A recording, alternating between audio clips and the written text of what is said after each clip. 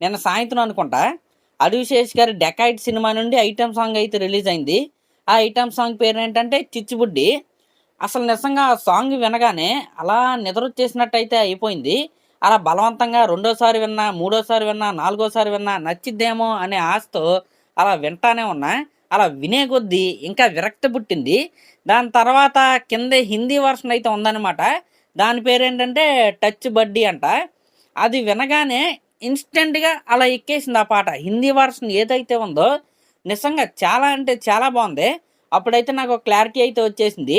ఈ సాంగ్‌ని కంపోజ్ చేసింది మన తెలుగు ఆడియన్స్ కోసం అయితే కాదు. నార్త్ ఆడియన్స్‌నైతే వీళ్ళైతే దృష్టిలో పెట్టుకొని వాళ్ళనైతే టార్గెట్ చేసి ఆ సాంగ్‌నైతే కంపోజ్ చేశారు అనే క్లారిటీ అయితే వచ్చేసింది. ఇంకా ఇక్కడున్న ఆశ్చర్య కలిగించిన విషయం ఏంటంటే హిందీ వర్షన్‌ని వినగానే తెలుగు వర్షన్ వింటే అది కూడా బానే అనిపించింది. ఇంకా ఫుల్ వీడియో సాంగ్ అయితే వీళ్ళైతే వదిలేశారు. ఇంకా కన్ఫర్మ్ ఇది నార్త్ ఆడియన్స్‌ని టార్గెట్ చేసుకొని తీసిన సాంగు, వదిలిన సాంగు. ఇంక ఇది పక్కన పెడితే ఈ సాంగ్ మధ్యలో భోజ్‌పూరి సింగర్ ఎవరో వచ్చారు. నిజంగా ఆయన ఎవరో నాకైతే తెలీదు. పవన్ సింగ్ అంట ఆయన పేరు. కింద కామెంట్స్ అయితే చూశాను. అందరూ power star, power star, power star Pawan Singh, power star Pawan Singh అని ఎందుకు కామెంట్స్ చేస్తారో నాకైతే అర్థం కాలేదు. అంటే ఆయన సింగరా? లేకపోతే యాక్టరా?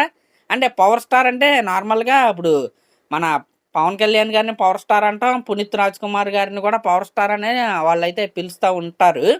మరి ఈయన్ని కూడా అక్కడ భోజ్‌పూరిలో పవర్ స్టార్ అని పిలుస్తారా? మీకేమైనా తెలిస్తే కింద కామెంట్ అయితే చేయండి.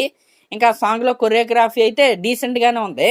ఇంకా మన సింగర్ జోనితా గాంధీ గారైతే ఆ సాంగ్‌లో ఐటెమ్ గర్ల్ లాగా అయితే ఆవిడైతే డాన్స్ అయితే వేశారు.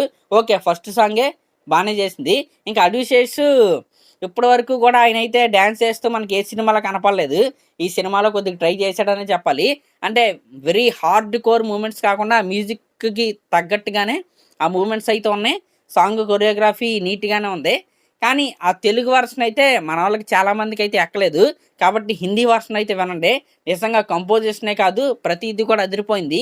హిందీ విన్న తర్వాత తెలుగు వినండి. ఖచ్చితంగా మీకైతే ఆ బీట్ కావచ్చు, అది కావచ్చు ఖచ్చితంగా నచ్చిద్ది. ఒక స్లో పాయిజన్ లాంటిదన్నమాట ఇది. కానీ సినిమాకి ఏ విధంగా అంటే సినిమా పైన బజ్ పెంచడానికి ఏ రకంగా ఈ సాంగ్ అయితే నాకు తెలిసి అయితే ఉపయోగపడదో మన తెలుగులో నేను చెప్పేది. నార్త్ సైడ్ అయితే బాగానే వర్కౌట్ అయ్యిద్ది. మరి అదనమాట మ్యాటరు. మరి ఈ పాట మీకెలా అనిపించిందో కామెంట్ చేయండి. అలాగే మన ఛానల్ గనుక ఫస్ట్ టైమ్ చూస్తున్నట్టయితే ఖచ్చితంగా సబ్స్క్రైబ్ చేసుకోండి. ఖచ్చితంగా చేసుకోండి. Thank you.